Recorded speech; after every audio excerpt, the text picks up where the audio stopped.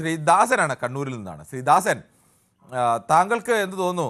ഇപ്പോൾ യഥാർത്ഥത്തിൽ ഈ കൈപൊള്ളി നിൽക്കുന്ന ട്രംപിന്റെ ഒരു തന്ത്രമാണോ ഈ ഓഫർ വെച്ചുള്ള കളി?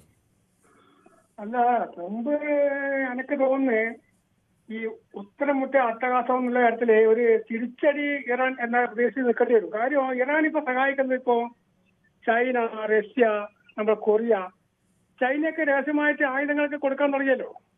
അപ്പൊ അതല്ലാതെ ഇറാനെ കൊണ്ട് പിടിച്ചേക്കാനാവൂല. ട്രംപ് പറയുന്നതായാലും നെതന്യാഹു പറയുന്നതായാലും കാര്യം ഇറാൻ ഈ യുക്രൈനെ സമ്പുഷ്ടീകരണം നടത്തിക്കൊണ്ടിരിക്കുവാന്നല്ലേ പറയുന്നത്. അത് ഈ ലോകത്തിന് എന്നും നാശം തന്നെ. ആരായാലും ഈ ആണവായുധങ്ങൾ ആരെ കൈവശമുണ്ടായാലും, പ്രത്യേകിച്ച് ഒരു മതരാഷ്ട്രമാണ് ഈ ഇറാൻ.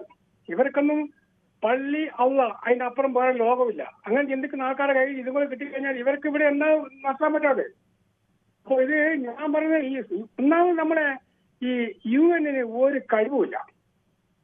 അങ്ങനെ ഒരു ഇങ്ങനെയുള്ള വിഷയം വരുമ്പോൾ അത് ഇടപെട്ടിട്ട് അത് ഏത് രീതിയിൽ പരിഹരിക്കണമെന്നുള്ള ഒരു ആർക്കൊന്നും ഇപ്പോൾ ട്രംപ് തോന്നുന്നു. അയാളുടെ പട്ട് പറയുമ്പോഴേ പറയാം ഇങ്ങനെ ഈ മനോനില തെറ്റ പോലെ അയാൾ എന്തൊക്കെയോ പറയുമ്പോൾ. പക്ഷെ എന്തായാലും അവസാന ഘട്ടത്തില് ഇവര് നെതന്യാഹുവും ട്രംപും കൂടിയിട്ട് എന്റെ ബലമായ സംശയം ഒരു നല്ല രീതിയിൽ ആൾനാശം വരാൻ ഉണ്ടാക്കാൻ സാധ്യതയുണ്ട്. അത് ഇല്ലാതിരിക്കട്ടെ, അതിന് മുമ്പായിട്ട് ഇടപെടേണ്ട ആൾക്കാരൊക്കെ ഇടപെട്ടിട്ട് ഒന്ന് പ്രശ്നം പരിഹരിക്കാൻ പറ്റും നോക്കട്ടെ. കുറെ കാലമായി കിരണബാബു വിളിച്ചിട്ട്, ഒരു 2-3 ആഴ്ചയായി വിളിച്ചിട്ട്. ശരി ശ്രീദാസൻ, എന്തായാലും വിളിക്കുക താങ്കൾ ഇടയ്ക്ക്. വിഷുവാശംസകൾ എല്ലാവർക്കും. ശരി, വിഷു ആശംസകൾ തിരിച്ചും ശ്രീദാസന്. ശ്രീ ജാക്സൺ ആണ്, ആലപ്പുഴയിൽ നിന്നാണ് വിളിക്കുന്നത്. ശ്രീ ജാക്സൺ, താങ്കൾക്ക് എന്ത് തോന്നുന്നു? ഈ നമ്മൾ നിരന്തരം ഇത്തരമൊരു വിഷയം ചർച്ച ചെയ്യേണ്ടി വരുന്നത് തന്നെ നമ്മുടെ നിത്യജീവിതത്തെ അത് ബാധിക്കുന്ന അവസ്ഥയിലേക്ക് അടക്കം എത്തിക്കഴിഞ്ഞു. എന്ന് മാത്രമല്ല, ലോകത്തെ ഈ ഗൾഫ് രാജ്യങ്ങളെ ആശ്രയിച്ച് നിൽക്കുന്നതാണ് നമ്മുടെ സാമ്പത്തിക വ്യവസ്ഥ പോലും. അവിടെയുള്ള പലർക്കും ഇപ്പോൾ സ്കൂൾ അവധിയൊക്കെ കേരളത്തിൽ തുടങ്ങി, പലർക്കും വരണം എന്നൊക്കെ താല്പര്യമുണ്ട്. പക്ഷേ അവർക്കാർക്കും വരാൻ പോലും കഴിയാത്ത അവസ്ഥയിൽ നിൽക്കുകയാണ്. ഈ യുദ്ധം ഇങ്ങനെ അവർ അവസാനിപ്പിക്കാൻ ഈ ട്രംപിന് ഒരു പദ്ധതിയുമില്ലേ? സാറേ, ഇത് ഗൾഫ് രാജ്യങ്ങളെ ആക്രമിച്ചത് കൊണ്ടാണ് ഇപ്പൊ ഈ പറഞ്ഞ പ്രശ്നം ഉണ്ടായത്. ഇത് ഗൾഫ് രാജ്യങ്ങളെ ഇറാൻ ആക്രമിക്കാതെ നേരിട്ട് അമേരിക്ക തന്നെ, അമേരിക്കയോ അല്ലെങ്കിൽ ഇസ്രായേലിനോ ആക്രമിക്കുകയാണെങ്കിൽ ഈ പ്രശ്നമില്ലല്ലോ. എന്തുകൊണ്ടാണ് അവർ അങ്ങനെ ചെയ്യുന്നില്ല? ശ്രീ ജാക്സൺ, അതിനകത്തൊരു ചെറിയ വിഷയം, ഈ ഇറാന്റെ പക്കലിരിക്കുന്ന ആയുധം കൊണ്ട് ഇറാന് അവരുടെ ബാലിസ്റ്റിക് മിസൈലുകളും കൊണ്ട് അമേരിക്കയിൽ പോയി ആക്രമണം നടത്താൻ, അത് ഇറാനുമായി എത്രയോ ആയിരക്കണക്കിന് കിലോമീറ്റർ അകലെ നിൽക്കുന്ന അമേരിക്കയിൽ പോയി ആക്രമണം നടത്താൻ തക്ക ശേഷിയുള്ള ആയുധങ്ങൾ അവരുടെ പക്കൽ ഉണ്ടായിരുന്നെങ്കിൽ അവരങ്ങനെ ആക്രമിച്ചേനെ. പക്ഷേ അവരുടെ പക്കൽ അങ്ങനെയുള്ള ആയുധങ്ങളില്ല. അവർക്ക് ആക്രമിക്കാൻ കഴിയുന്നത് പരമാവധി 2000-2500 കിലോമീറ്റർ എന്ന് പറയുന്നത് അതിനുള്ളിൽ വരുന്ന ഇസ്രായേലാണ്. ഇസ്രായേൽ ഇടയ്ക്കിടയ്ക്കൊക്കെ അവർ അത്രയും ദൂരെ ഒരു ബാലിസ്റ്റിക് മിസൈൽ എത്തിക്കുക എന്നൊക്കെ പറഞ്ഞാൽ വലിയ പ്രയാസമാണ്. അതിനെയൊക്കെ മറികടന്ന് വല്ലപ്പോഴുമൊക്കെ 1-2 എണ്ണമൊക്കെ അവർ അവിടെയും ചെയ്യുന്നുണ്ട്. പിന്നെ അവർക്ക് ചെയ്യാൻ കഴിയുന്ന എന്താണ്? അമേരിക്കയ്ക്ക് അമേരിക്കയ്ക്ക് സൈനിക താവളങ്ങൾ അനുവദിച്ചിരിക്കുന്ന ഗൾഫ് രാജ്യങ്ങൾ അമേരിക്കയെ പോലെ രാജ്യത്തിന്റെ സൈനിക താവളങ്ങൾ അനുവദിച്ചപ്പോൾ അവിടെ കയറി ആക്രമിക്കാനല്ലേ ഇറാനെ കൊണ്ട് കഴിയും, അല്ലാതെ ഇറാന് അമേരിക്കയെ പോയി ആക്രമിക്കാൻ കഴിയും?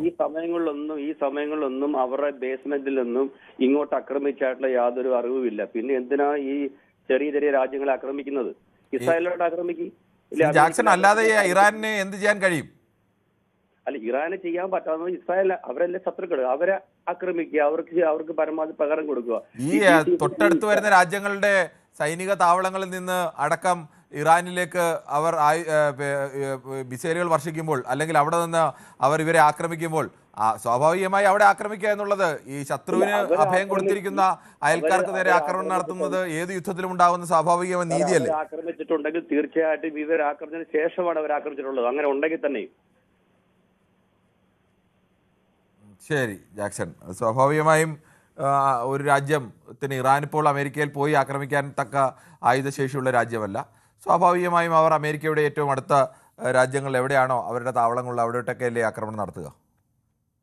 ആഫ്റ്റർ എഫക്റ്റ് നമ്മളെ പോലുള്ള സാധാരണക്കാർക്ക് എപ്പോഴും വരും. പക്ഷേ ഇറാൻ ഇത് ചെയ്യാറുണ്ട് നേരത്തെ തന്നെ. ഈ GCC കൺട്രിയെ ആക്രമിക്കാതെ ആരുമായിട്ടുള്ള ശത്രുത അവരുമായിട്ട് ചെയ്യുന്നെങ്കിൽ ഒരു കുഴപ്പമില്ലായിരുന്നു. ഇതിപ്പോ GCC കൺട്രിയെ ആക്രമിച്ചുകൊണ്ടാണ് നമുക്ക് ഈ പോലെ ആൾക്കാർക്കെല്ലാം ഈ ജോലി ബുദ്ധിമുട്ടും ഗ്യാസിനും പ്രശ്നങ്ങളൊക്കെ വരുന്നത്. ശരി ജാക്സൺ, എന്തായാലും യുദ്ധം കൊണ്ട് ആർക്കും ഒരു ഗുണവും ഉണ്ടാവില്ല. ഒരുപാട് പേര് മരിക്കുകയും ചെയ്തത് ഇസ്രായേലും അമേരിക്കയും അല്ലേ? അതെ, ഇസ്രായേലും അമേരിക്കയും ആണെങ്കിൽ സാർ അവരുമായിട്ടാണ് ചെയ്യാൻ. ഒരിക്കലും GCC കൺട്രികളെയും ഈ ലക്ഷക്കണക്കിന് വരുന്ന അവർക്ക് ഇറാൻ അറിയാമല്ലോ, ഈ ലക്ഷക്കണക്കിന് കുടുംബങ്ങൾ വന്ന് ജോലി ചെയ്യുന്ന സ്ഥലമാണെന്ന്. അപ്പൊ മനഃപൂർവ്വം അവർ ചെയ്യുമല്ലോ അങ്ങനെ. ശ്രീ ജാക്സൺ, എൻ്റെ ഒരു ചെറിയ സംശയമാണ്, ഇറാൻ എന്ന് പറയുന്ന രാജ്യത്തെ ആക്രമണം നടത്തുമ്പോൾ അവരുടെ അയൽക്കാരായ രാജ്യങ്ങളൊക്കെ ശത്രുവിന് സഹായം ചെയ്തു കൊടുക്കുന്നു. ശത്രുവിന് സഹായം ചെയ്തു കൊടുക്കുമ്പോൾ അത് നമുക്ക് ബുദ്ധിമുട്ടുണ്ടാകുന്നുണ്ടെന്നുള്ളതും നമ്മുടെ സഹോദരങ്ങളവിടെ ജീവിക്കുന്നതെല്ലാം യാഥാർത്ഥ്യമാണ്. പക്ഷേ ഇറാനെ സംബന്ധിച്ച് ഇങ്ങനെ ഒരു ആക്രമണം നടത്തുമ്പോൾ, അല്ലെങ്കിൽ ഈ GCC രാജ്യങ്ങളൊക്കെ നേരത്തെ പറയണമായിരുന്നു, ഇറാനെ ഇപ്പോൾ നിങ്ങൾ ആക്രമിക്കരുത്, ശരിയല്ല, ഞങ്ങളടക്കം അതിൻ്റെ നേരിടേണ്ടി വരും, അതുകൊണ്ട് ഞങ്ങൾ ചെയ്യരുത്. അത്തരമൊരു നിലപാട് സ്വീകരിക്കാത്തത്തോളം കാലം സ്വാഭാവികമായും ഇറാൻ അവരുടെ രക്ഷയല്ലേ നോക്കും. അവർക്കിപ്പോൾ അയൽക്കാരെ രക്ഷിക്കുക എന്നുള്ളതല്ലല്ലോ, അവരുടെ ജീവൻ രക്ഷിക്കാൻ വേണ്ടി, അവരുടെ രാജ്യം രക്ഷിക്കാൻ വേണ്ടി അവർ പരിശ്രമിച്ചുകൊണ്ടിരിക്കില്ലേ? ഇത്രയും പണവും ആള് വർത്തം കൊടുത്ത് അവരുടെ ബേസ് കോടിക്കണക്കിന് രൂപ മുടക്കി അവിടെ ബേസ് എന്തിനാണ് ഈ ഗൾഫ് രാജ്യങ്ങൾ ചെയ്യുന്നത്? ഇറാൻ ശരിയല്ലാത്തത് കൊണ്ടല്ലേ? ഇറാൻ അവർക്ക് സേഫ്റ്റി അല്ല എന്ന് അറിഞ്ഞുകൊണ്ടാണ് ഈ കുഞ്ഞു കുഞ്ഞു രാജ്യങ്ങൾ അവിടെ ബേസ് വെച്ചിരിക്കുന്നത്. ഇല്ലെങ്കിൽ ഈ അമേരിക്കയൊക്കെ താങ്ങേണ്ട ആവശ്യം ഇവർക്ക് എന്തിരിക്കുന്നു? അപ്പോൾ തിരിച്ചും ഇവരും ആ രീതിയിൽ തന്നെ പ്രതികരിക്കില്ലേ? ശത്രുവിന് അഭയം കൊടുത്ത അയൽക്കാരനെ ഇറാൻ വിശ്വസിക്കുമോ? സാറേ എന്തുകൊണ്ടാണ് ശത്രുവിനെ അവിടെ അഭയം കൊടുക്കാൻ വേണ്ടി പോണത്? ഇറാന്റെ കയ്യിരിപ്പ് ശരിയാകാത്തത് കൊണ്ടല്ലേ സാറേ? ചരിത്രം ഉണ്ടല്ലോ ഇതിനകത്ത്. നമുക്കിപ്പോ ഇന്ത്യക്കും ഈ ഇറാനുമായിട്ടോ അമേരിക്കയായിട്ടോ ഇസ്രായേലായിട്ടോ ഒന്നും പ്രശ്നങ്ങളില്ല എങ്കിൽ തന്നെ നമ്മൾ കാര്യങ്ങൾ പറയുമ്പോൾ നോക്കണമല്ലോ.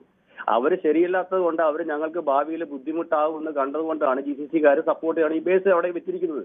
വെറുതെ അല്ല, അമേരിക്ക അങ്ങോട്ട് ആവശ്യപ്പെട്ടില്ലല്ലോ സാറേ. അപ്പോൾ തിരിച്ചു ആക്രമണം ഉണ്ടാകില്ലേ എന്നുള്ളതാണ് ന്യായമായ എൻ്റെ ഒരു സംശയം. ആക്രമണം ഉണ്ടാവും തന്നെ. അവർക്ക് ഇവര് ശരിയല്ലാത്തത് കൊണ്ടാണ് ബേസ് അവിടെ വെച്ചിരിക്കുന്നത്. ഇവര് കറക്റ്റ് ആണെങ്കിൽ ബേസിന്റെ ആവശ്യമുണ്ട്, അമേരിക്കയുടെ ആവശ്യമുണ്ട്. രാജ്യങ്ങൾക്ക് അവരുടേതായ നിലപാടുകളൊക്കെ ഉണ്ട്. ജാക്സൺ അവർക്ക് നിലപാടുകളുണ്ട്. സുബ്രഹ്മണ്യനാണ് പെരുമ്പാവൂരിൽ നിന്നാണ്. ശ്രീ സുബ്രഹ്മണ്യൻ, താങ്കൾക്ക് എന്ത് തോന്നുന്നു? യഥാർത്ഥത്തിൽ യുദ്ധം തുടങ്ങി 46 ദിവസമാവുന്നു. അവിടെ ഒറ്റ ദിവസം കൊണ്ട് തീർക്കാമെന്നൊക്കെ പറഞ്ഞ് വന്നതാണ് അമേരിക്കയും ഇസ്രയേലും. പക്ഷേ ഇപ്പോഴും അവർക്ക് ജയിക്കാൻ കഴിയുന്നില്ല. ട്രംപ് പറയുന്നത് ഞങ്ങൾ ജയിച്ചു തീർക്കുകയാണെന്നാണ്. താങ്കൾക്ക് എന്താണ് പറയാനുള്ളത്? കിരൺ സാർ നമസ്കാരം. നമസ്കാരമുണ്ട്. ട്രംപ് തോറ്റാമ്പി പോയി. യുദ്ധം ജയിച്ചില്ലല്ലോ അമേരിക്ക. ഇതുവരെയും ജയിച്ചിട്ടില്ല. ഇല്ല, ഇതുവരെയും ജയിച്ചിട്ടില്ല. അത് ജയിക്കില്ല. അയാളിപ്പോ ജയിച്ചു എന്നുള്ള മട്ടില് അയാള് നിൽക്കുകയാണ്. ഇന്നലത്തെ നമ്മുടെ ചർച്ചയില് അയാള് ഒക്കെ ചെയ്തില്ലേ? അത് ഇന്നലെ ഞാൻ വിളിച്ചപ്പോ പറയാ, അയാളുടെ മുഖം യേശു ക്രിസ്തുവിന്റെ മുഖം അല്ല വെക്കേണ്ടത്, യൂദാസിന്റെ മുഖം അയാളെ വെക്കേണ്ടത്. അയാള് ജയിച്ചു എന്നുള്ള മട്ടില് തോറ്റു എന്ന് സമ്മതിക്കാൻ അയാളുടെ ഈഗോ സമ്മതിക്കുന്നില്ല. നെതന്യാഹുവിന്റെ ഈഗോ സമ്മതിക്കാത്തതുകൊണ്ട് ഇറാന്റെ മുമ്പിൽ അവർ തോറ്റ് തുന്നം പാടി. യുദ്ധം അമേരിക്കയും ഇസ്രായേലും ജയിക്കാൻ പോകുന്നില്ല. ഇതാണ് എന്റെ അഭിപ്രായം. ശരി, ശ്രീ സുബ്രഹ്മണ്യൻ. ശ്രീ ചന്ദ്രൻ നായരാണ്, തിരുവനന്തപുരത്ത് നിന്നാണ്. ശ്രീ ചന്ദ്രൻ നായർ, താങ്കൾക്ക് എന്ത് തോന്നുന്നു? ഈ ട്രംപ് എടുത്തു ചാടി യുദ്ധം തുടങ്ങാൻ എല്ലാവർക്കും കഴിയും, പക്ഷേ അവസാനിപ്പിക്കാനുള്ള വഴി അത്ര എളുപ്പമല്ല. അത്തരമൊരു ദുരവസ്ഥയിൽപ്പെട്ട് നിൽക്കുകയാണോ അമേരിക്കൻ? കൂടുതൽ വാർത്തകൾക്ക് News 18 Keralam YouTube channel subscribe ചെയ്യുക.